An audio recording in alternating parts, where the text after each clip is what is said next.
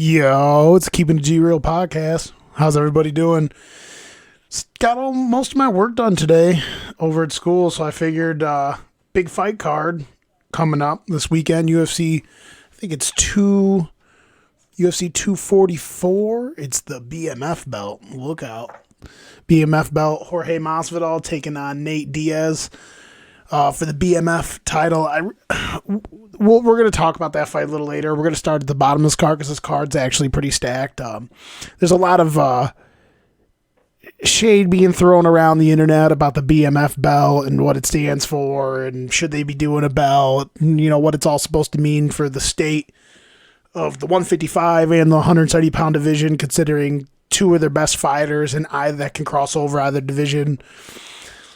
If whoever wins kind of is in the driver's seat to get a title shot at either weight class, to be honest with you. I mean, I don't think either of those guys wants to go down and fight Khabib, but it's pretty interesting. We'll get more into that, but to kick it off, we'll start with the bottom of the UFC 244 fight card. The prelims are actually not too bad. We have Andrei Arlovski taking on, I'm going to mess his name up. I'm actually not bad at pronouncing the names. Jairzinho Rozenstruik. Heavyweight tilt against Andrei Arlovski, the Pitbull. Fun fact, I'm pretty sure Andrei Arlovski is the all-time winningest UFC heavyweight. I don't know how many heavyweight wins he's got, but geez, he's, the Pitbull's been around since he was like my favorite fighter for a little while as a child. Not a child, I was a teenager. Andrei Arlovski was a beast. He's going towards the end of his career. At times he looks like, he's still got fight left in him, and other times he doesn't. Jesus, his nose is just like crooked to shit, like permanent. It looks like someone hit him in the middle of his nose with a fucking ball peen hammer. Poor guy. But yeah, I mean, Andrei Arlovski, he's kind of, how would you say? What's the term they use? I know Anton probably would have some old school term for it. He's a, I would say he's a pioneer. Of the heavyweight division, one of the pioneers. He was the first heavyweight where you were like, damn, this dude's a serious athlete. He's 6'3", 240, and back in the day he was probably on the seriously supplements. He was fucking yoked. Lightning fast, knockout power in both hands. He could take dudes down and submit them. He was just a monster. I mean, to play devil's advocate, he kind of fought a lot of guys that were trash, really. It was smoking them like Paul Buentello in like 13 seconds or some shit. I remember we got the pay-per-view for that, and I was so excited. He smoked Buentello. I thought it was going to be a better fight than that. Buentello was knocking everybody out. But shout out to Paul Buentello. But Andrei Arlovski was a beast back in the day. He's fighting this guy, like I said, Rozenstruik. I don't know much about him, but you obviously know what Andrei Arlovski is going to do. He's going to come in and come forward and kind of just, mix up counter punches and lead punches to try to, he likes to land those hooks and those uppercuts that he has that come from these weird angles. He kind of throws punches as if like his arms or his shoulders have been messed up in the past. But Rozenstruik's nickname is Biggie Boy. He's 8-0. He's from Suriname. 6'4", 240 pounds. Let's see who he's beat. Shit's taking forever. He looks like he's in pretty good shape, man. He is a Biggie Boy for sure. He's won all his fights by knockout with a 70% striking accuracy, and Arlovski's been knocked out lately. I don't know what's going on with the website. He fought Crowder a little while back. I don't know who won, but it doesn't say who he beat or who. I'm pretty sure he won, but it doesn't say who had the win. He also fought Junior Albini and knocked him out in the second round. I don't know much about Rozenstruik. I don't know if I remember seeing him fight, but I mean, obviously this fight's going to be contested on the feet. Little wrinkle, Arlovski probably could take this Rozenstruik guy to the ground. But it's just, you never know what Arlovski is going to show up. I mean, the Travis Brown fight a few years back, Andrei Arlovski showed up like a freaking absolute demon, like he just murderous intent in his eyes, but he's been known to get hit and gas out a lot lately. Personally, I think this fight's probably a pick'em fight. I can't go too much into detail because I haven't watched Rozenstruik fight, But this fight's probably a pick 'em fight. It's probably going to be one of those fights where whoever can, establish their striking game plan and be first and get where they want to get to land shots is probably going to down the other person. Arlovsky, I don't care what anyone says, Arlovsky's definitely still a dangerous fighter. Even at this point in his career, like he's one of those guys where he's got a decent takedown defense, and if he connects on you, it doesn't really matter who you are. He could really hurt you. I would say I would lean maybe more towards Arlovsky because of his experience. He's probably more well-rounded. I don't usually, when I have never seen a heavyweight fight, my default thinking of mind is that this heavyweight is probably just going to go out there and throw like lackadaisical punches and not have a gas tank and no other skills besides clubbing people, which, Arlovsky has more skills than just that, even at this stage of his career. So I'll probably lean more towards Arlovsky in this matchup. The next fight is probably going to be a banger.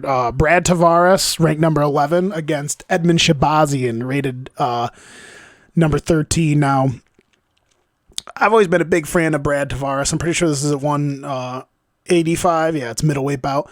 Brad Tavares, he's been fighting for a long time. He's still young. I think he's only like 30, I want to say. He's really fights hard. I mean, he's a beast, a physical specimen, but he's decently rounded. Like, he could fight on the floor, against the cage. He could fight, in all levels of striking, whether it be in the clinch, at range, or at distance. But his fight IQ is not that high. He kind of leans more on his athletic ability and his aggression and his pressure. And, a lot of his fights come from him just being able to overwhelm guys. His wins come from being able to overwhelm guys and stifle them with, like, just pure aggressive. He just comes forward and tries to put his hands on you. He's actually dangerous striking in the clinch. Like, he's got pretty heavy knees to the body and to the head, but he's fighting Edmund Shabazian, who, this kid's looking lights out. I wanted to do a whole entire episode that I probably should still do it, but I haven't gotten around to it. I made a list of young up-and-coming guys that could potentially be like, top 10 prospects. And Edmund Shabazian was on that list for me. Kid's really well-rounded, lightning athlete. Even though he trains out of the Edmund Taverdian camp, which whenever you hear that, you're like, fuck this. I mean, he definitely probably should go to a better camp eventually. I want to say he's only like 22 years old, but the kid can grapple. He's got good grappling defense, wide array of strikes, really accurate, very composed for a 22-year-old. I mean, he's a monster. I've been trying my hardest to try to just pick pathways to victory for both guys and not make as many picks, because if you lay out pathways to victory, that doesn't mean that, one guy's going to beat the other guy. Who knows with these fights? Sometimes you think you got a clear pick and your shit goes the exact opposite, even though you have good data, watching all these other fights. But Brad Tavares is my boy, but I like Edmund Shabazian, probably either by mid-round, like maybe like a second round knockout, or maybe win by unanimous decision. I just think he's more composed, real composed for his age. He's just better in every area than Brad Tavares is. Brad Tavares is an athlete, but Edmund Shabazian has shown he's definitely a smarter fighter. Brad Tavares is just going to stand in front of you and just, throw his rudimentary striking combinations at you and just hope that he can clip you. He likes to push dudes against the fence, but Shabazian showed he's got good defense against the fence. He's been able to flip it around and land strikes on guys. He's got piston cross. Like, look for him to land that cross. He got a really nice cross. His boxing's not bad. He's one of those kids where I think he definitely should go to another camp. Anytime I see someone training with Edmund Taverdian, I'm just like, oh God. I mean, all these people thought, Ronda was wicked good. That chick didn't even change camps. She got beat twice and fucking retired. But anyways, we'll go off on a tangent on him. But then we got Shane Burgos versus Makwan Amirkhani. Shane Burgos is kind of like a meat and potatoes fighter. I'm pretty sure he's got most of his wins come from knockouts. He's 11-1. Makwan Amirkhani's ultra talented, but he's one of those guys that I feel like he has all the natural raw athletic abilities and he has a bunch of skills, but I don't think his intellect for fighting, he doesn't throw it together properly. He kind of just wings it. So Burgos wins most of his fights by either submission or sub. He only has 25% submissions. Amir Makwani's won a handful of fights by submission. He's a talented cat. Let's see who Shane Burgos has beat. Hurricane? That's his nickname? Oh, no. Shane Burgos. See, it doesn't... This thing is being stupid. So I know for a fact he's beat Halabaugh, who's not that good, and he lost to Calvin Kattar, which Calvin Kattar is actually a pretty damn good fighter. Let's see, load more. He's got a win over Julia De Rosa by a TKO in the third round.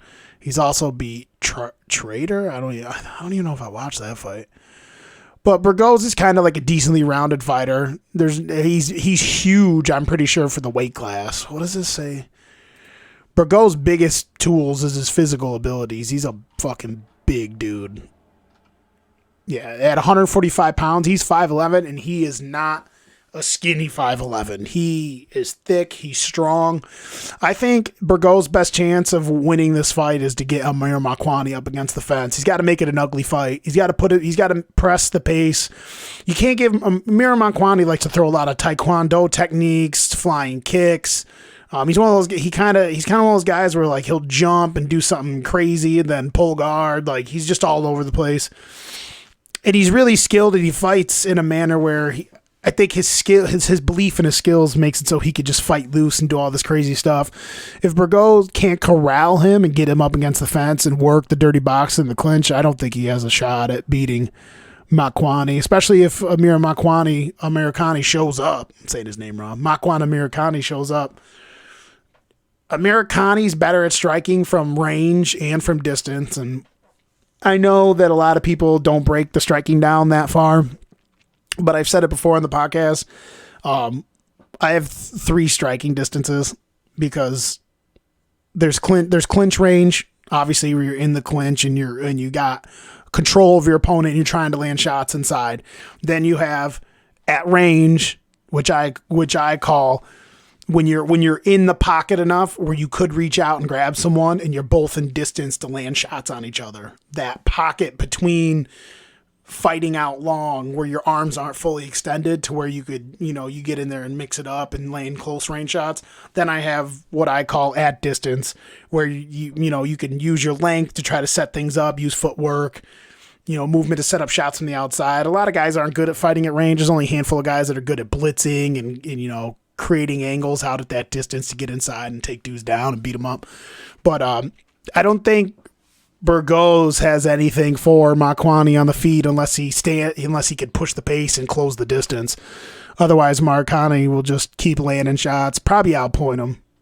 I like Makwan Americani by decision if he shows up to fight. If his head's right, he's kind of goofy, but yeah, I like Amir Makwani.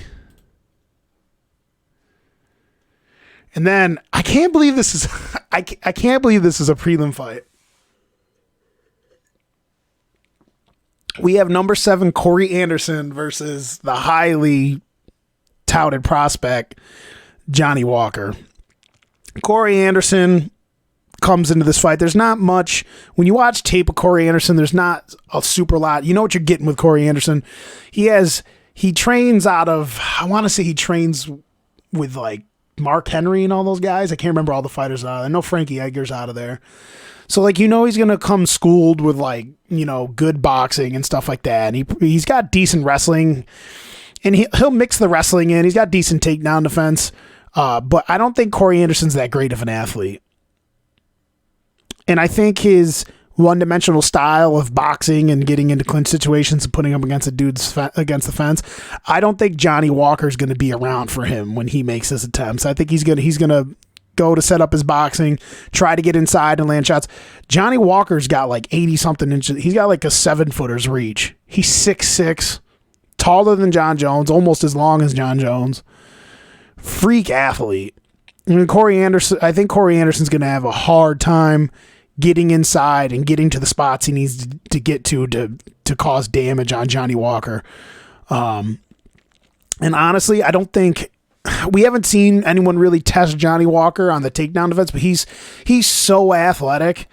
And we've seen him in spots up against the fence. His clinch control is fucking nasty. And that's another wrinkle in this fight with Corey Anderson is in order for Corey Anderson to have moments in this fight for him to win, he's got to take Johnny Walker to the floor and test his jiu-jitsu, test his wrestling.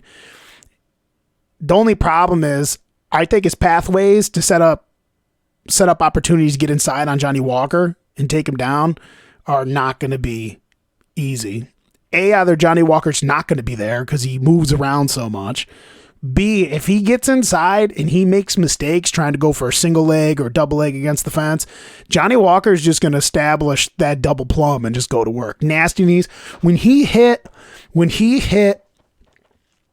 Khalil Roundtree with that elbow, I don't want to say it was in his debut fight. Khalil Roundtree's a big, strong athlete. Khalil Roundtree is huge, explosive. And him and Johnny Walker locked up. And Johnny Walker just went to that straight up double plum clinch, locked his elbows almost all the way together, and just had Corey Anderson. And the way his body's built, he's like got this long torso, and he's strong and long, and he doesn't have to really reach far out to grab that plum and just lock his elbows together. He doesn't have to change his level or his trajectory when he reaches out to grab dudes. He just reaches out and boom, he's got that shit like a prey mantis. And when he locked on to Khalil Roundtree, you could see it on Khalil Roundtree's face. He's like, dude, I've just been fucking sucked into the abyss. And he lands one elbow originally, and I was like, oh, maybe it looked like Khalil Roundtree might have tripped or something. So I was like, oh, what we got here? When I watched it, because I watched it live, and he lands one little short elbow, and Khalil Roundtree stumbles a little bit, and he's like, oh, I didn't like that, whatever. And the amount of force, for those of you that like have not been elbowed at all, elbowing might be my favorite strike of all time, because you're not really going to cause any, not only you're not going to, the elbow is so hard, you're not going to cause any damage to yourself elbowing someone. That your elbow is like a friggin' weapon. And you've seen guys in the past, Tony Ferguson, GSP, there's tons of guys, who else has nasty elbows? A guy that people might not know, David Luazzo, used to elbow the fuck out of people, and like these dudes would just cut people up. Carlos Condit has cut people up with elbows before. The elbow, in my opinion, is one of the most underrated strikes you could do in MMA, because not only is it, like, in my opinion, it's the hardest part that you can hit somebody with. I mean, you could generate more power with a kick in your shin bone, but that's the point I'm trying to make with this. Johnny Walker had this clinch, and Khalil Roundtree was doing everything to keep his head back from getting elbowed, trying to bridge in there and get his hands. He could not get his hands. He could not bridge and try to get to single collar tie. That shit was on lockdown. And then Johnny Walker didn't turn his hips, didn't rear back, nothing. He just let go of his right collar tie, picked his arm up, cocked his shoulder back, and sent the most vicious elbow I've ever seen down the pipe. And he hit him so hard it just straight crumpled him, and it literally sounded like Mark McGuire took a baseball bat to Khalil Roundtree's head. Like, it was so loud. He went down. I didn't even freak out. I was just staring at the TV screen. I was like, that is like one of the greatest things I've ever seen. Like, it was one of those knockouts that was so violent and just so impactful that it just made me fucking warm inside. I don't know if I was warm inside because I was happy, or if I was getting anxiety. I couldn't imagine that, fucking getting hit with that. And that's the thing, is from that position, it's hard to generate power. We seen Mike Perry do it, but Mike Perry's not that good of an athlete. When he fought, what's his face there, Jake Ellenberger, Mike Perry really like wrenched back and threw on that shot. Johnny Walker's shit was explosive, fast, and crisp. He lifted his arm, flap, and it was just in there. Bap, just dropped him. I was like, bleh. I was like, yo, that's fucking crazy. And I'm like, yo, I remember I was like, yo, Johnny Walker's fucking for real. And then he went on to fight that Lano Natak guy, and hit him with a spinning back fist, and then kicked him in the face. Like, Johnny Walker's out there. And I think from a tactical standpoint, I think Johnny Walker poses a lot of problems to Corey Anderson because, like I said, he's not going to be there. He uses a lot of good movement. And, yeah, he throws wild stuff like spinning back fists and kicks, and he'll throw everything but the kitchen sink at you. But I don't think he does it for the sake of doing it. He knows what he's doing out there. Against a guy like Corey Anderson, there is the threat of the takedown. So he's just going to have to be a little careful when because Corey Anderson's taken some dudes down and pounded them out. So Corey Anderson needs to get this fight against the fence. It's a double-edged sword. He's going to need to get this fight against the fence. He's not going to beat him in any area of the striking categories. The problem is, in order for him to get it there, Corey Anderson does not shoot takedowns in the middle of the cage like most guys. He's going to try to push Johnny Walker against the fence. And if he can manage to corral Johnny Walker against the fence, he's got to wade through knees, elbows. Johnny Walker's decent defending himself against the fence. I wouldn't be surprised if Corey Anderson can't keep him there, but if I had to pick someone, I'm definitely taking Johnny Walker. I think Johnny Walker's either going to knock him out in the first or second round. Corey Anderson's been knocked out by dudes that don't hit as hard. Johnny Walker is scary. I want to see him fight John Jones. Now, of course, John's beating everyone they put in front of him, but I think that matchup would be wild. A dude that's not going to go in there. If there's one dude at the 205-pound division, I thought that about, what's his name? Who's the bald kid with the tattoos? I thought Anthony Smith was going to go in there and throw caution to the wind. Thiago Santos went in there and threw caution to the wind with a bum knee. I think Johnny Walker's going to do the same exact thing. And not only is he as big and long, as strong as John, he's bringing a whole set of tools to that battle that John's never seen before. He fought against Alexander, but Alexander's more concise, uses, fluid footwork and angles to land boxing, his boxing on guys. He doesn't throw a lot of kicks. He's decent in the clinch too, but he's not bringing the fervor, the energy and I don't think the power that Johnny Walker's bringing. Johnny Walker's fucking fearless. So I think it's good. I don't think this guy is hype. I think this is going to be a tough night for Corey Anderson. And then that puts Johnny Walker right into the mix. We got like a little carousel going around at 205, and we got Dominic Reyes there and just smash Chris Weidman. Chris Weidman needs to retire. He's like telling the media, "Don't shut up. You don't know nothing. You don't tell me to retire," and all that stuff. Weidman's done. He's been knocked out way too much. I don't think he's confident. He got lambasted. Got lambasted against Reyes. Reyes is cool, but let's be real here. I know a lot of people like it when dudes mix it up and have the punching power, but man, punching power ain't shit unless you have the skills to mix it up and land it on people. If you don't come correct against like a dude like John Jones, you ain't gonna fucking beat him just because you punch hard. Or DC. DC laughs at dudes that punch hard. The only dude that's ever fucking TKO'd him is John that kicked him in the fucking head, and then Stipe with those body shots. Other than that, he's never been knocked out. There's dudes at heavyweight and at 205 that you know, those top couple guys like Gustafsson. You think Gustafsson's gonna lose to Reyes? Nah, I don't think so. If Johnny Walker looks super impressive against Corey Anderson, he might leapfrog everyone and just get a title shot. We will see. Worst case scenario, Walker fights Reyes. I like Walker in that fight against Reyes. Reyes doesn't have any tools outside of punching hard. So, yeah, Johnny Walker, he has an opportunity here to really shake shit up. Corey Anderson's number 7. I'm looking forward to see what Johnny Walker does. And then this main card is stacked. I almost took the night off for it, but I decided to take my other days off for some other things. But as long as it's not too busy, I'll try to watch it at work maybe. To start this fight, we have an intriguing matchup because we have a real dark horse in this division. We got Gregor Gillespie, who is an absolute beast, wrestling, dominant, ground and pound style guy. His boxing's improved a little bit. He's number 11, taking on number 10, Kevin Lee. So there's a lot of questions that go into this fight.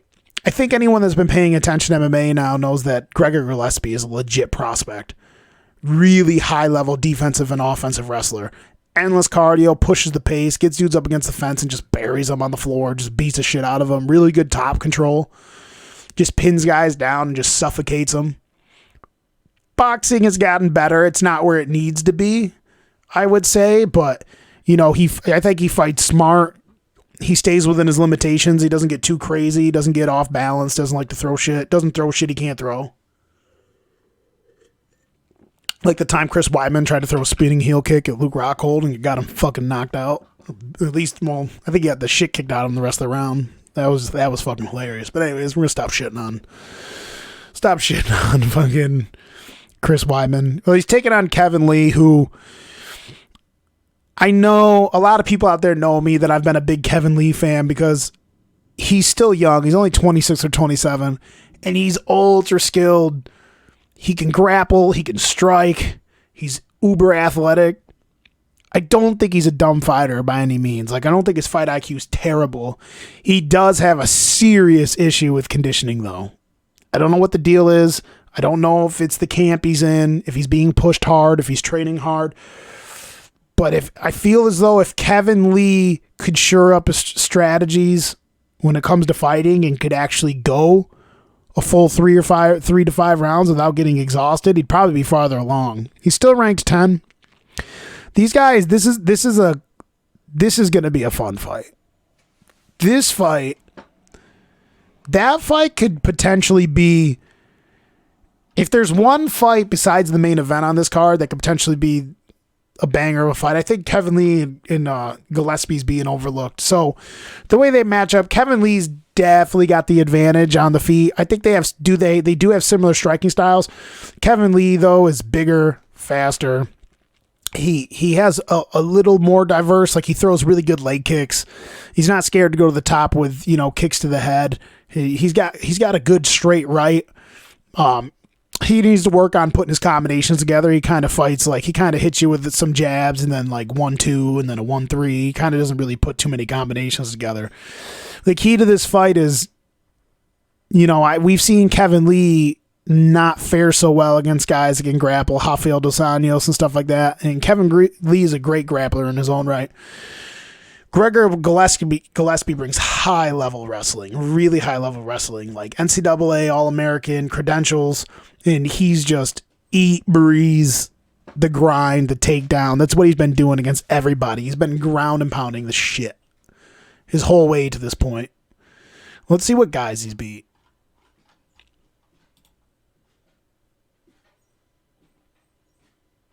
He's 13-0.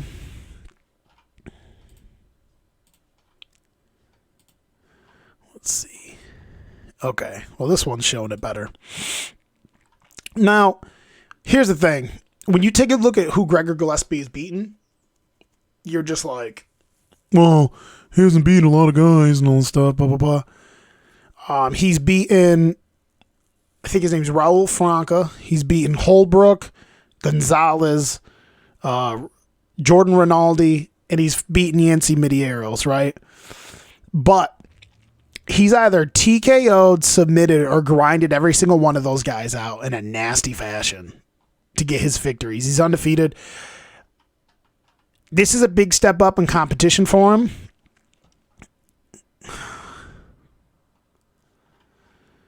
Yeah, I know people be hung up on his record, but honestly, the way these two match up, I love Kevin Lee, but I'm not sold. Here's the thing. Kevin Lee has always shown that he's ultra talented, but he's been training in whack-ass crack gyms, no offense, and stuff like that, and hasn't been surrounded by a real camp with real fighters that could push him. I guarantee you part of the reason why he's not, he's physically unfit. He looks good getting off the bus, but he always gasses out. I bet you he's not being pushed by training partners. He doesn't have the right coaches. He made his rounds. Supposedly he's been training out of TriStar now. And I feel like if there's one guy that can really take a dude like Kevin Lee with his skill set and hone him and turn him into a contender, it is Faraz Sahabi. When I've listened to Faraz Sahabi's breakdowns of fights, and he breaks down all kinds of different aspects of martial arts. He's a wizard, straight up wizard. Kevin Lee's going to probably look to keep this a striking affair, I would say, and probably win a decision. If he could keep Gregor Gillespie off him, then I think he has a better chance than most people than stealing a unanimous decision, maybe 29-28. However, if I'm going to pick a winner for this fight, as much as I love Kevin Lee, I'm not sold until I see it happens that Kevin Lee can consistently put it all together. He's just, a lot of it's psychological. He's just failed time and time again. Like, if you're going to, I mean, I know Ally Quinta's underrated, but he was beating Ally Quinta, smashing Ally Quinta for 2 rounds. And then for some reason, going in the 3rd round, he was telling his corner, I don't remember verbatim, but I think he was like saying, like, I can't do it, coach. And he was having like a moment, freaking out, and Al sensed it, and Al ended up, I want to say Al ended up like submitting him or something in the 3rd round. Then he fights Al the 2nd time. Same shit happens. He just mentally shit the bed and lost a decision to Ally Quinta. So until I see him get his mind right and get it all together, come with some good tactics and, not gas out, if I'm going to pick someone, I like Gregor Gillespie in this fight. I think Gregor Gillespie is going to wade through Kevin Lee's boxing, get him against the fence and take him down. Watch out for Kevin Lee's jiu-jitsu, though, because Kevin Lee's jiu-jitsu is really underrated. He's submitted a lot of guys. Really good rear naked choke. I don't think he ever gets to Gregor Gillespie's back. Don't be surprised if Kevin Lee has his moments. He comes out strong early, but I think that Gregor Gillespie, I think it's going to be a better fight than people think. I say Gregor Gillespie wins by split decision. I think he eventually wears him down. Don't be surprised if Gillespie pounds him out. If Gillespie pours it on late, gets him mounted, or takes his back, he could win by a late finish. I wouldn't be surprised there because Kevin Lee, he's been submitted. He's submitted by Tony Ferguson, Ally Quinta. I think this might be Gregor Gillespie's coming out party. If he beats Kevin Lee, it catapults him up into the top 10. Man, I'd like to see Gillespie versus Khabib, huh? 2 high-level grapplers go against each other, really find out who's got that pressure. Be interesting. Let's see. Well, we got Derek Lewis versus Blagoy Ivanov. This is the classic striker versus grappler exchange. Blagoy Ivanov comes in. I want to say he had an impressive victory recently. I know Derek Lewis apparently is getting into better shape and stuff like that, but if the key to this fight is simple, Blagoy Ivanov needs to get get the fight to the floor. If he gets the fight to the floor, he will 100% beat down and submit Derek Lewis, because Derek Lewis has no skills besides landing big shots on guys. In the inverse, Derek Lewis just needs to go out there, not get taken down, and club Blagoy Ivanov. I want to say Blagoy Ivanov has short ass reach, like 72 inches or some shit. Obviously, Derek Lewis has got about 80. He's got a power advantage. I would say he's got a speed advantage with the striking, and I would say he's an overall better athlete. Derek Lewis doesn't throw bad straight punches. I expect Derek Lewis to win 1st or 2nd round TKO. I think we've seen fights where Blagoy Ivanov can take damage and stay in there and fight, but unless Blagoy Ivanov can secure a takedown on Derek Lewis, I think he's going to get beat the fuck up.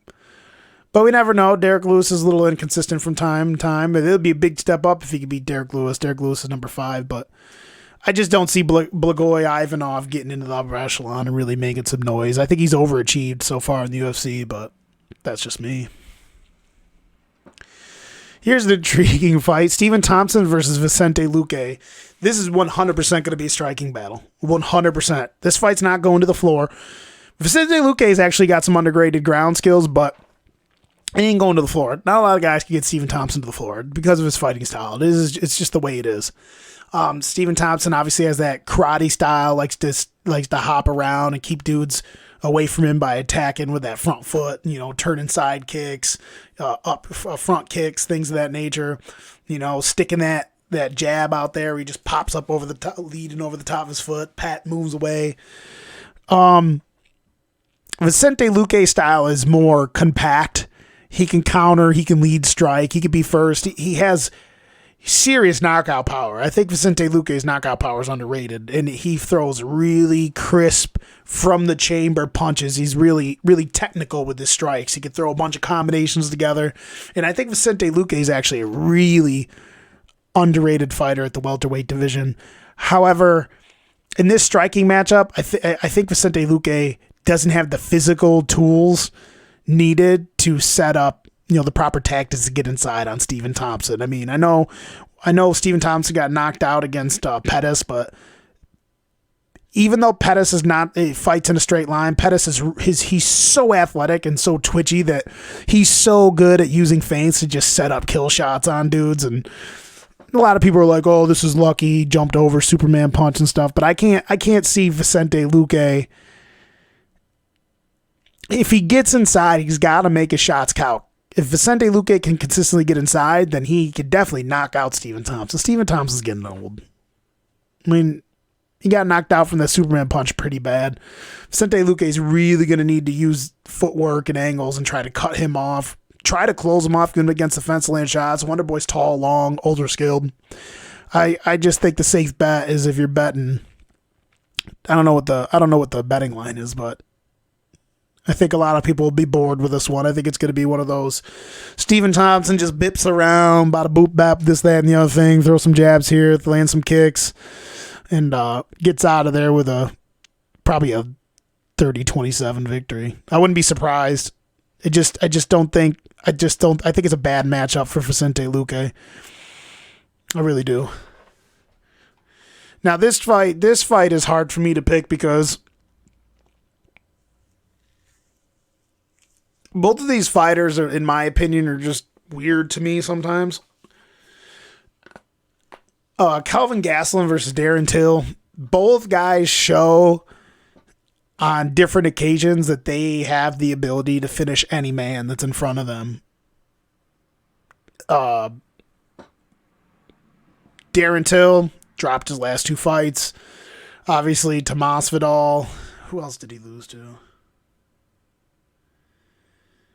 He lost to T. Wood. He lost to Masvidal. I like the move Darren Till going up to 185 pounds. So the reason why I'm having a hard time picking this fight is because Darren Till has all the skills standing up.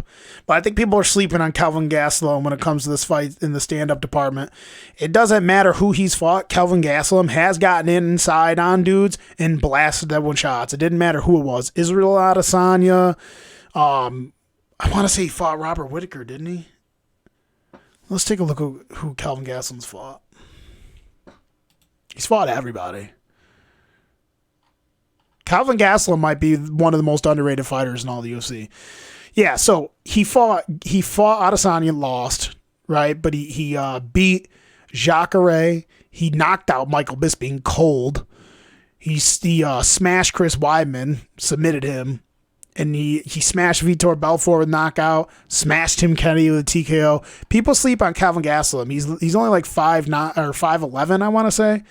And he's got, short limbs, but he does a pretty good job blitzing in on dudes and landing the shots. He doesn't. The problem with Kelvin Gastelum is, we talked in another podcast, is Gastelum's actually really good at getting inside on dudes, no matter how good they are at striking, and landing initial shots. The problem is, at 185 pounds, his body size makes it hard for him. He has to overstep himself and overexert himself, overextend himself to get inside and land shots on guys. And he gets inside and he's hurt a lot of his opponents, but he gets so far out of position trying to throw these looping punches he throws, getting in on guys. His feet are never properly in position for him to have follow-up shots.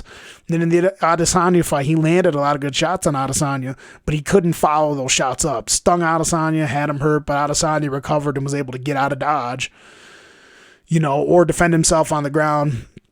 Gastelum's definitely a better grappler than Till, although we've not seen Till's grappling, really. I mean, he defends himself while up against the fence, but we haven't seen, Till lived in Brazil for a little while, and supposedly his jiu-jitsu solid. His takedown defense is stunning. Like, he's really good at not getting taken down. Till's actually coming up from 170. The reason why There's a chance that Darren Till can go, what is it, 0-3? There's a chance that Till could drop another fight here. Offensively, Darren Till comes forward with like these really high level, really precise, fast from the chamber strikes. He's got knees, elbows, straight rights, hooks, uppercuts. He has a lot of really good feints with his uppercuts and overhand shots. And he's shown that he can come from different angles. He likes to step outside and then, cut through the middle and land glancing shots.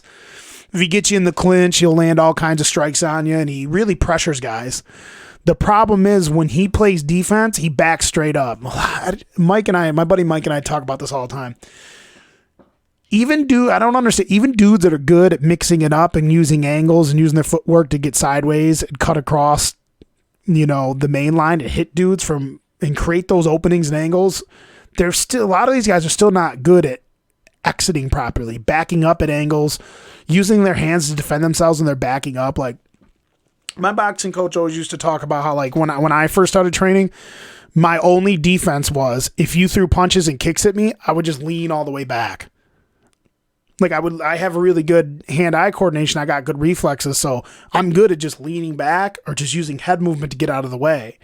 But early on, what I was missing was the component that like my coach was like, well, if you move your fucking feet, you're not even going to be there to get hit in the first place. He's like, you can only lean back so far. And he straight up just showed me. He walked up on me. He's like, I'm going to throw some punches at you. Back up. And I would lean back. He goes, okay, that's as far back as you lean. And then he'd throw two more and hit me and be like, you got to move your feet.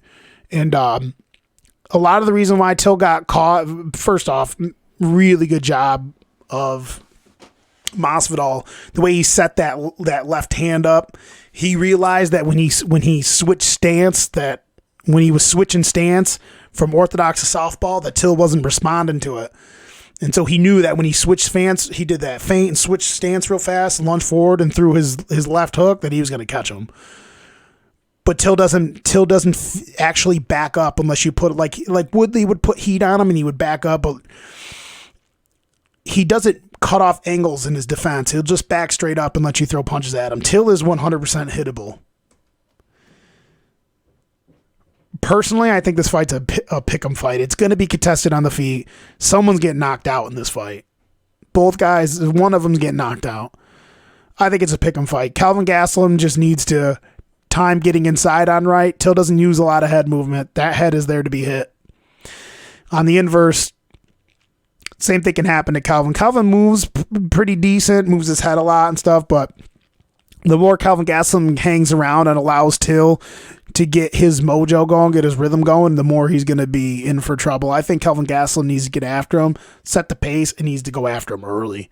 Make it an ugly fight. You can't let Still stand at range and at distance and just tee off on you, because if you do that, he's just going to pick you apart.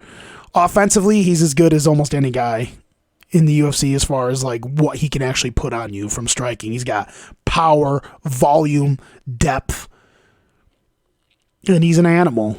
So I think Calvin needs to meet him halfway and just fight fire with fire and say, fuck it, get inside and just try to hit that chin, because Till can be knocked out. However, little wrinkle, I wonder if Till going up to 185, I wonder if that helps his chin. He struggled to make 170 so bad. And I mean, he's 6 foot. They list him as, I've seen some places list him as 6'1", but they say he's fucking huge. I wonder two things. I wonder if being a 185 is going to help his chin, is going to help his cardio. I mean, even when he was down to 170, he could go. I think Till's one of those guys that could just go. He can go all day, as long as you're striking. Like striking can go all day. I wonder if this move up to 185 is going to really help him. If this move 185 can protect his chin and he has a little more pep in his step, I think he's going to be hard to handle at 185. But this to me is a pick'em fight. This fight's going to be like the Derek Lewis fight. Whoever can get to where they need, but it's striking. And this is going to be whoever can get to the other guy first and land shots. Get to where they need to be and land their shots consistently. I mean, either guy it only takes one. Calvin fucking hits dudes and they just go to fucking sleep. So this is a crucial fight for Darren Till. Darren Till loses this one, he's going to be closer to the top 15 than he is in the top 10. He's going to be in trouble.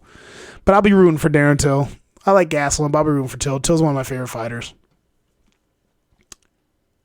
Let's see.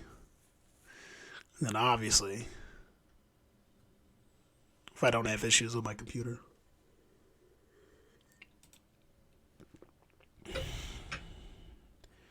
And then we got the BMF title. I don't know, is it true? You guys can put in the comment section, like, is it true that The Rock's actually going to put the belt around whoever wins this waist?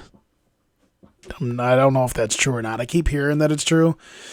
But I want to address something about this BMF title. There's a lot of pushback about the BMF title, and everyone's like, oh, it's not a real title, and they're not the baddest motherfuckers in the world, and all this stuff, and this dude's better, and that dude's better, and blah, blah, blah, blah, blah, blah, blah. And I think the thing that people are missing with this title is the fact that it's not just about what these two gentlemen can do to each other. It's about their popularity, where they come from, their personas, how they interact with fans, their proclivity to want to fight any man. Like, at this stage of their career, these dudes have shown us these past handful of fights. They just want the best fights. They want the fights. They're not necessarily title chasing. Now, both guys are in the title picture. Masvidal, I think, would definitely like a crack at a title, or at least say he got a crack at a title. I think Nate gives a fuck less about fighting for the title. I think both these guys just kind of want to fight the best guys. And it's an amalgamation of a bunch of different things. It's star power, where these guys come from. Jorge Masvidal coming from fucking Dade County, Miami, fighting in the streets. Shout out to Kimbo, R.I.P. to the big homie. And then you got Nate from poor ass Stockton. No one even knew it existed until freaking Diaz started fighting his brother. But like, they both come from very, very modest homes, and they're game. Like, Jorge Masvidal's nickname's Game Brad. They're so game. This fight's gonna be fucking awesome.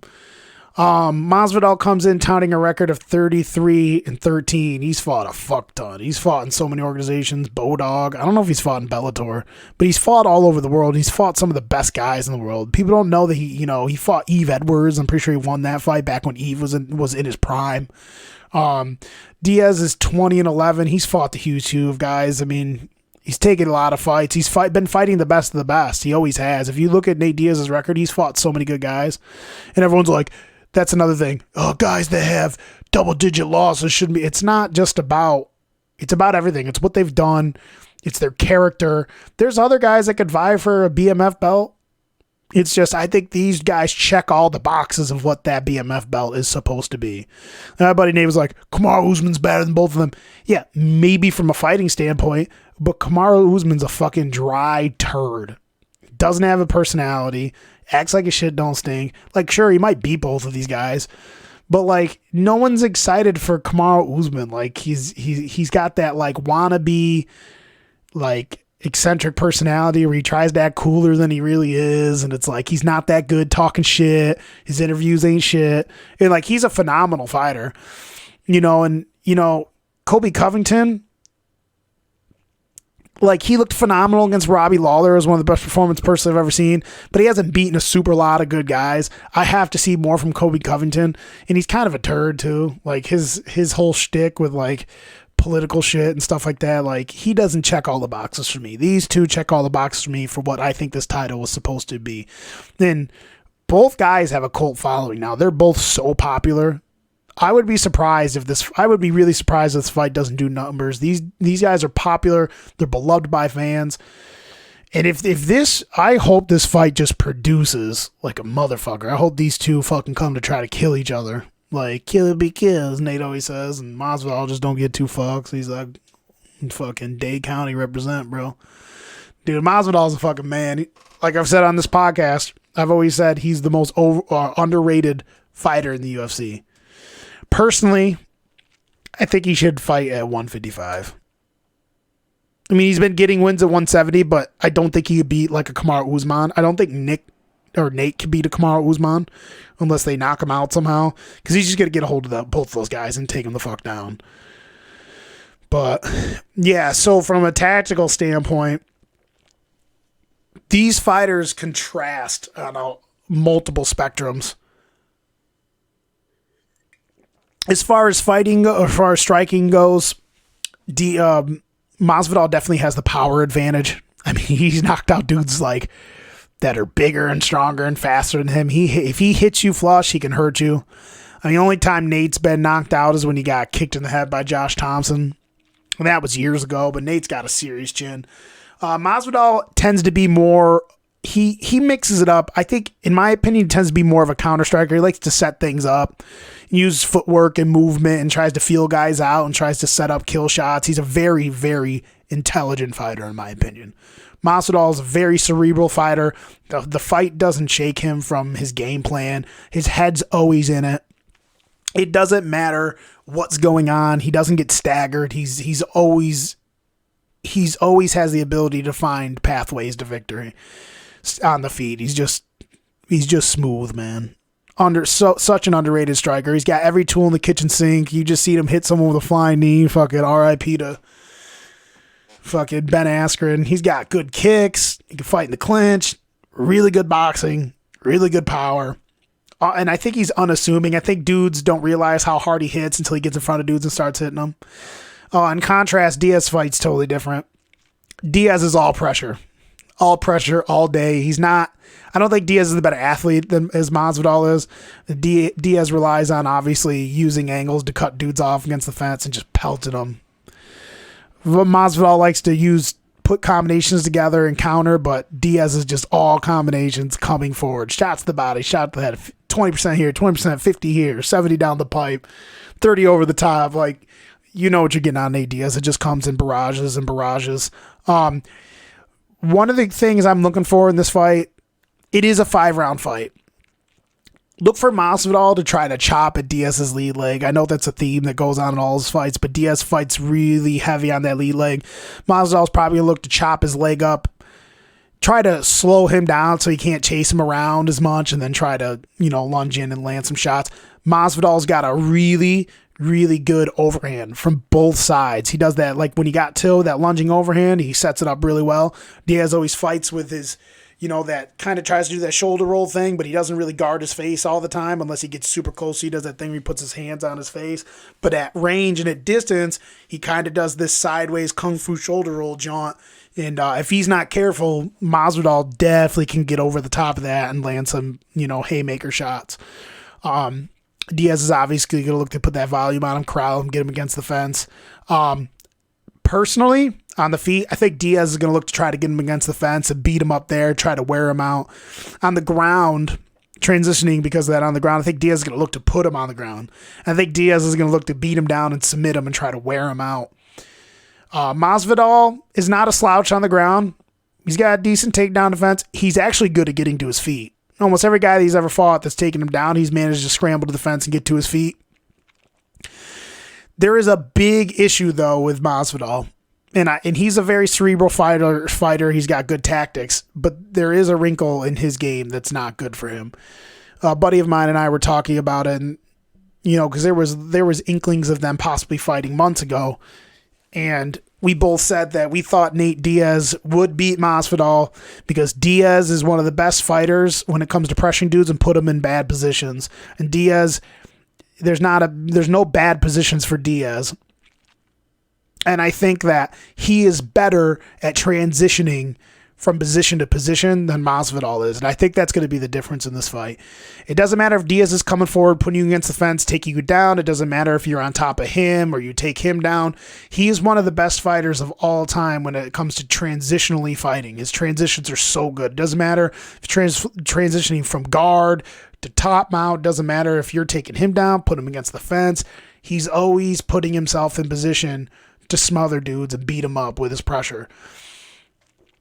Masvidal, on the other hand, the reason why I say his transitions lack is not because he's not capable of making his transitional fighting work and be on point. Masvidal is so game, is such like a hard-nosed fighter. I don't know if there's ever been a dude, maybe Robbie Lawler's the only one, and probably the Diaz's. Robbie Lawler comes to mind, that really, really loves to go in there and fight. Masvidal loves the fight so much that I've noticed that he gets in bad positions and he kind of just doesn't care that he's in bad positions. Like, he's so unafraid of the outcome. And he's constantly like, just like Nate, kill or be killed, whatever happens, happens. You're going to come in here and knock me out, I'm going to knock him out, like whatever, and all this stuff, blah, blah, blah. Like that attitude, I think he's not as cautious as he should be in fights with guys. I think his proclivity to just be comfortable in any position, whether he's on his back, up against the fence, anything like that. I think that's why he's got the most split decision losses. And I think his attitude sometimes towards fighting is what's made it so he hasn't put in the extra effort. He's lost a lot of split decisions that he shouldn't have lost. And we could probably go back and find it. And I've gone back and watched these fights. And it's personally, I think it's because he's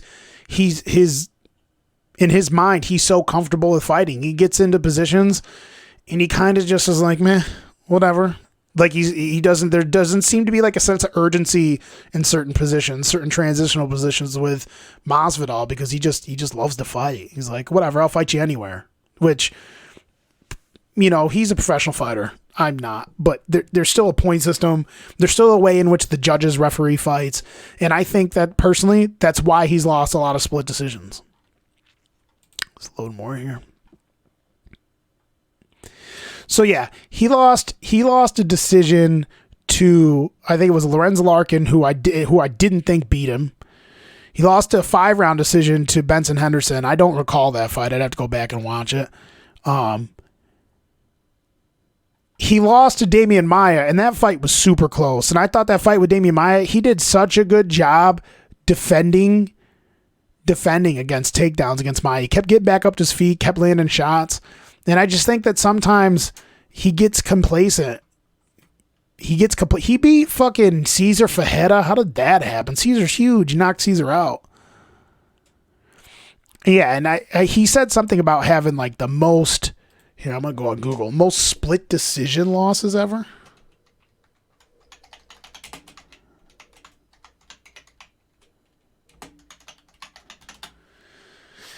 This UFC website sucks. I got to revert to fucking Wikipedia to find it. Okay, here we go. Yeah, so he dropped a split decision to Damian Maia. I thought he won the Damian Maia fight. He lost a split decision to Lorenz Larkin, which I thought he won that fight. I can't remember the Benson Henderson fight. I want to say some people thought had mixed reviews on it. He lost a split to Ally Quinta. That was the one I was pissed off about because he didn't lose to Ally Quinta. He had Ally Quinta hurt at one point in that fight. And honestly, that fight with Al, they had everything. They took each other down. They fought along the fence. They had their moments. And I just think his willingness to fight guys in every aspect of the fighting game, which he's competent in all aspects of the fighting game, but I think his willingness to fight you anywhere has made it so he's been on the wrong side of split decisions. You got to remember the optics of the judges.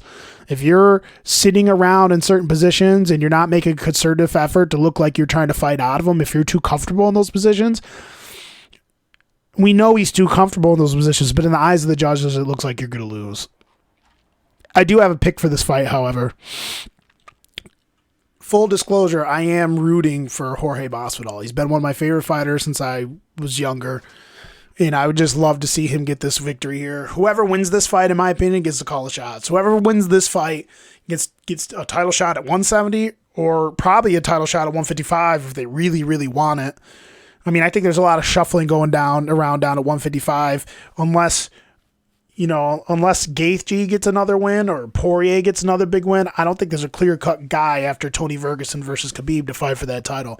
I think either of these guys, if they want either shot at either title, can get it. I do have a pick, though. I think because of the aforementioned things I was saying about Jorge Masvidal's willingness to fight you anywhere the fight goes and fight to your game plan, you can't do it against a guy like Nate because Nate doesn't get tired. He's relentless. He keeps coming forward. And I think that because of that, he's gonna put George up against the fence. And I think I wouldn't be surprised if he just had his way with George along the fence, took him down. He could probably submit him. I'm gonna say a Nate Diaz unanimous decision. I could see Nate Diaz submitting him late in the rounds. I could see Diaz wearing him down, using that range, getting in, crashing into him over and over and again on the fence, pinning him up there, making him tired, eventually dragging him down and submitting him. Masvidal's path to victories, he needs to set up a strike. He needs to set up some strikes to hurt Diaz, and he's got to get after him early. The longer and longer this fight goes, I think Masvidal has a less chance to beat Nate. So I'm taking Nate. Unfortunately, I'll be rooting for Jorge, though. If you guys have any thoughts on this fight, leave it down in the comments on YouTube. I really think this card's freaking stacked. It's going to be hard for me to watch it at work. But I'll be rooting for Jorge Masvidal. I've also been hearing rumors that Cerrone and Conor are supposedly having contract negotiations. I mean, who knows? But rumors are that Cerrone keeps saying contract negotiations are going good. Who knows if that's really true? Let's say it is true. I've said this. You could find 3 other podcasts where I say that, in my opinion, the best fight for Conor McGregor to come back to and fight is Donald Cerrone.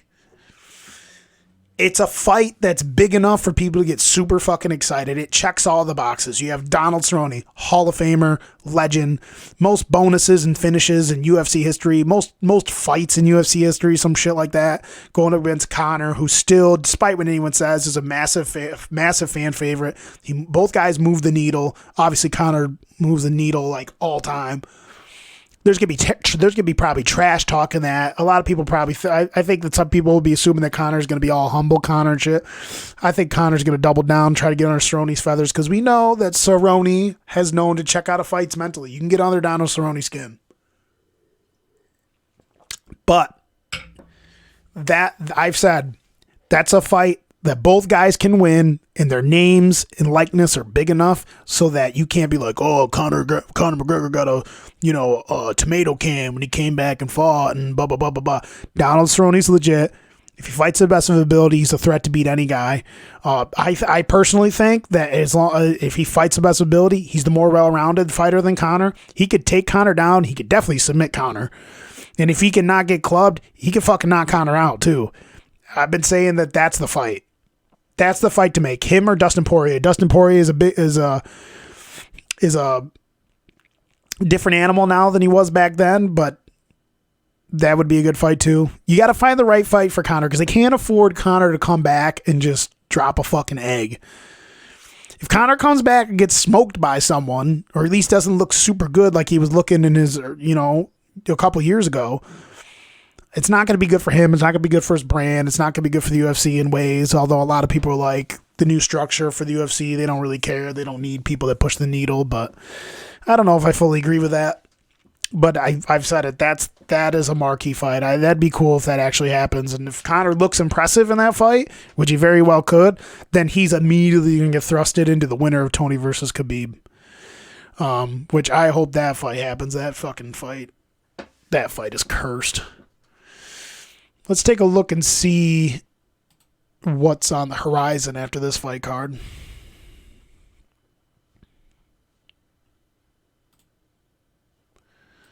This website's so trash.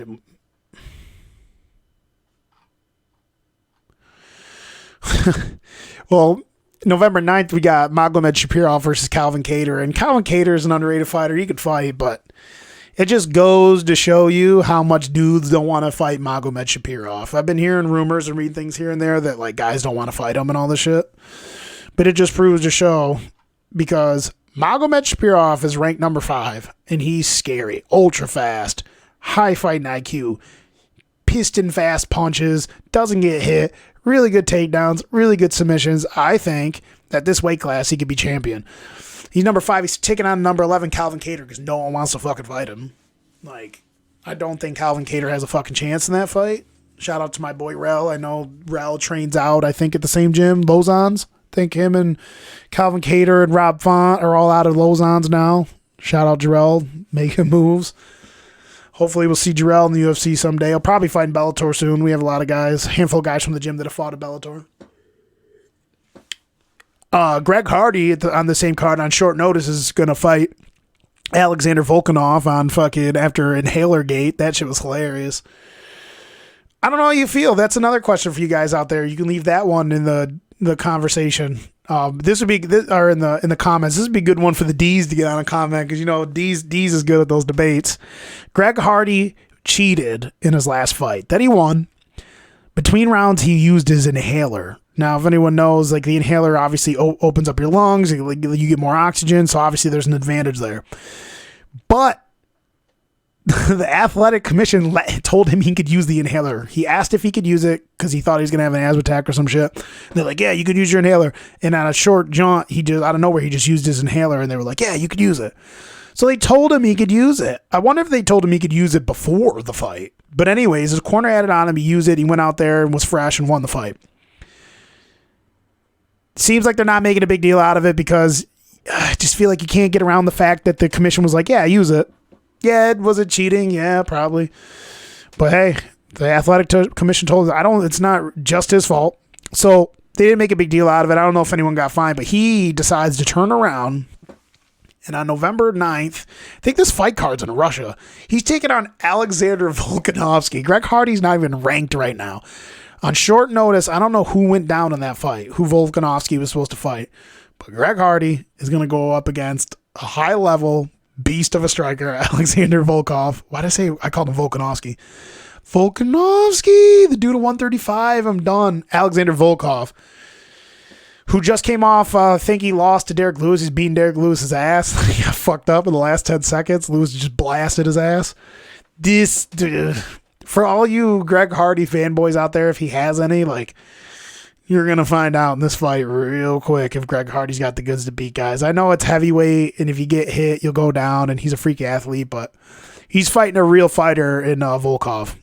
So, that's interesting. Big ups to Greg Hardy for taking that fight, man. I know he beats women and shit, but, you got to give it up to him for not being fucking fearless. I guess, beating women just fucking gives you some superpower or some shit. I don't know. The rest of this card's not that good. Ed Herman fights some random dude. Ed Herman's trash. Let's see what else there is. We have Blachowicz and Jacare. A lot of people think that this fight has implications for like title stuff, but I think Jacare's past his prime. I think Blachowicz is overrated, in my opinion. That's going to be a stand-up fight. I don't think either dude tries. Both guys are good at jiu-jitsu. Jacare is a world-renowned jiu-jitsu champion. I think that gets contested on the feet. I think Blachowicz actually beats him. This is a big fight for Jan Blachowicz because he's ranked number 5. Ronaldo, Jacare, Souza. This is like a gatekeeper fight. If he beats Souza in big fashion, maybe he will be up in the consideration. Sorry. I'm laughing because arguably my favorite fighter of all time, Shogun, who has got another fight. Can't get them checks. But he's fighting smiling Sam Alvey, dude. If Shogun loses to smiling Sam Alvey, he needs to fucking shut it the fuck down. I can't see Shogun get knocked out anymore. And then we got a gimme fight here. Charles Oliveira versus Jared Gordon. Wonder if he fucking quits in that fight. It's no excuse to lose to that guy. Who else we got?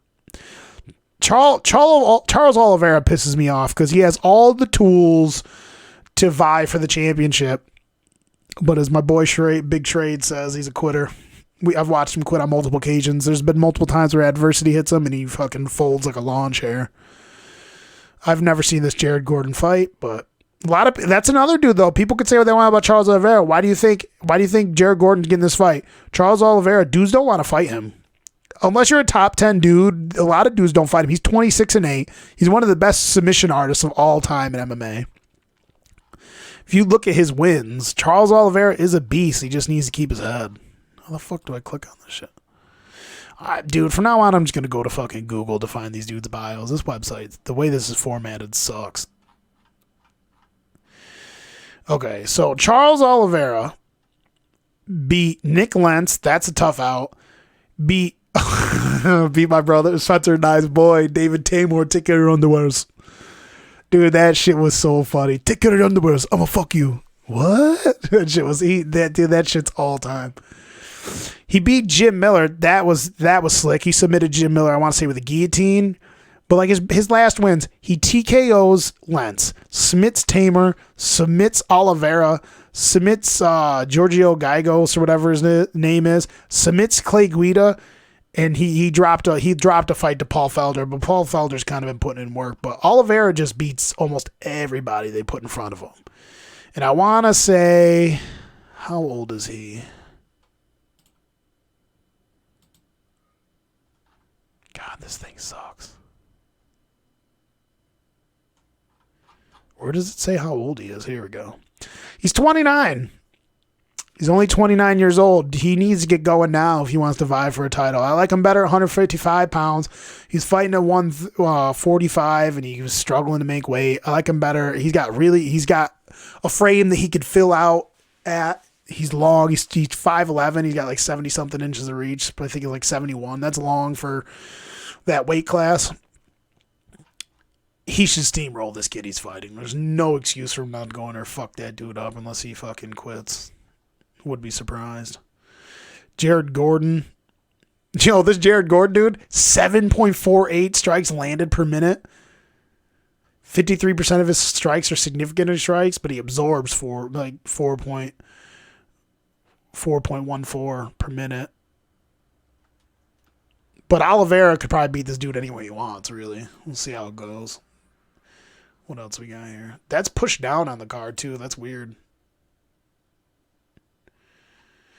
We got Overeem versus Walt Harris. Who knows? All that Walt Harris has to do is fucking send a paper airplane across the cage, touch Alistair Overeem's chin. He'll fucking go down. Fucking flick a paper football at his face. That'll fucking knock him out. Stefan Struve's on that card against Big Ben Rothwell. Big Ben Rothwell knocks Struve out, throw a fucking mad smoke screen down and disappear. Yana Kunitskaya versus... here we go. Yana Kunitskaya, she's cute, versus Aspen Ladd. They could both fight. But, dude, I didn't even know this. Carlos Condit versus Mickey Gall. Carlos Condit is my GOAT.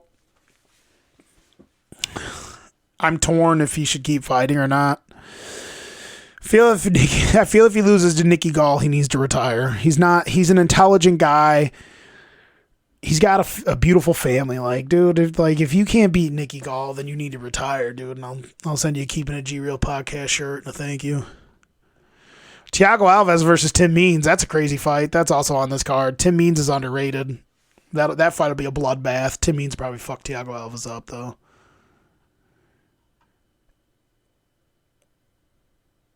Courtney Casey, cast iron Courtney Casey just had a kid coming back against Verna Yandimbora. I don't even know who that chick is.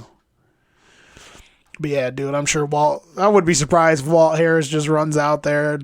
The breeze from his walkout as he runs by Overeem just fucking knocks him the fuck out.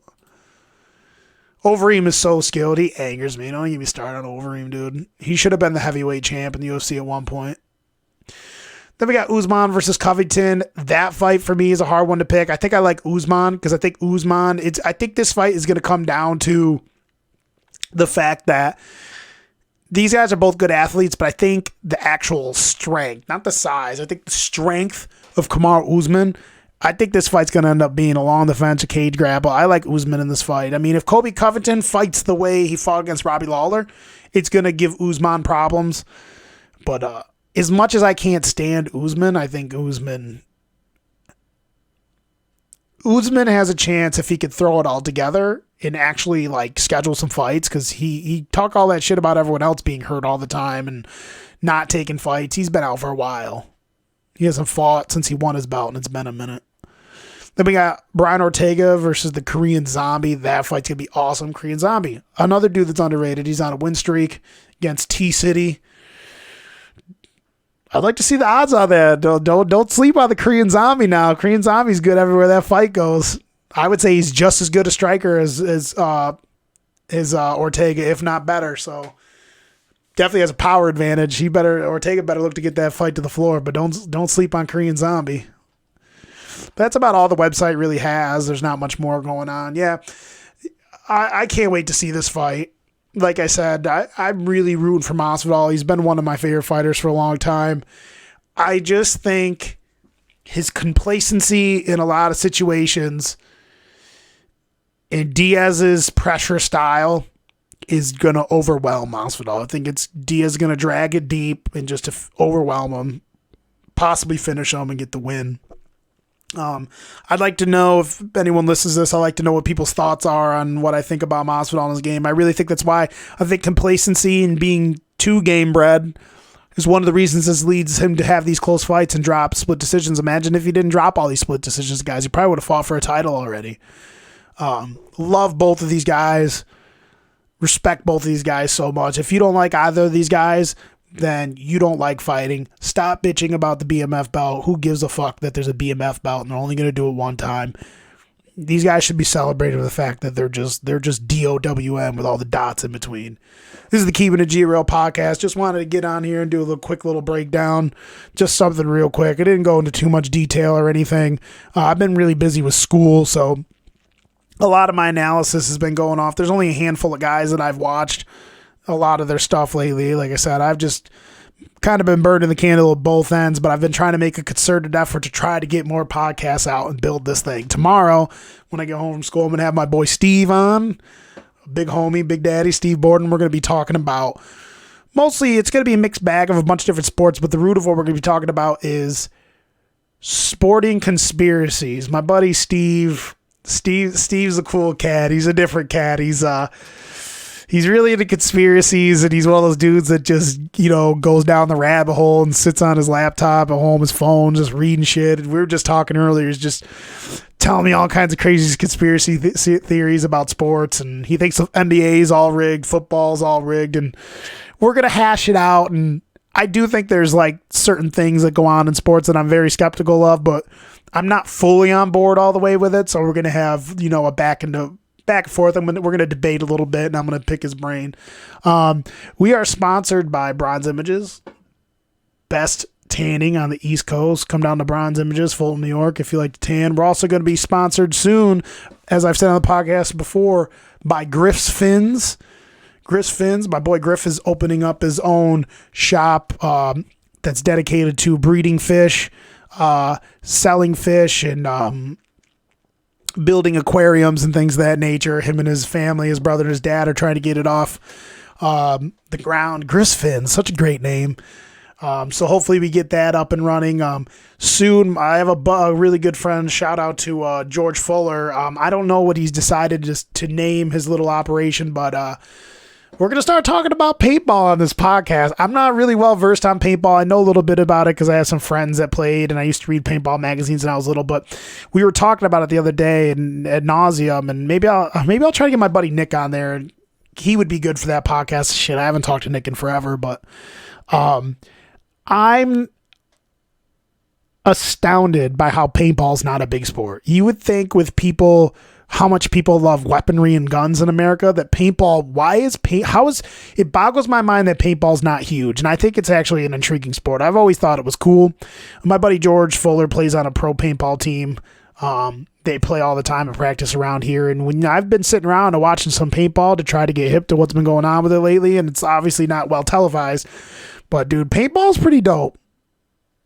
Paintball on the professional level, playing, in speedball style, the tactics that are involved, communication, I think paintball is an underrated sport. And what my friend George is doing, he's going to be starting a website soon. He's going to start a podcast, and once he gets it together, I'll have more information on it. But I guess I've inspired him to try to make paintball great again, I guess. I know people don't like saying that slogan, but that's the only way I can phrase it. He wants to try to bring more awareness to paintball and show everyone that it's a dope sport. And so any help that I could give him, not that I can give him much, we've been having all kinds of powwows talking about how they could, make the sport better, talking about referee cameras and all this other stuff. And it's pretty interesting. So I like it when someone gets motivated to do, projects like this. I started this project, the podcast, kind of something to do with my little brother, because my brother and I,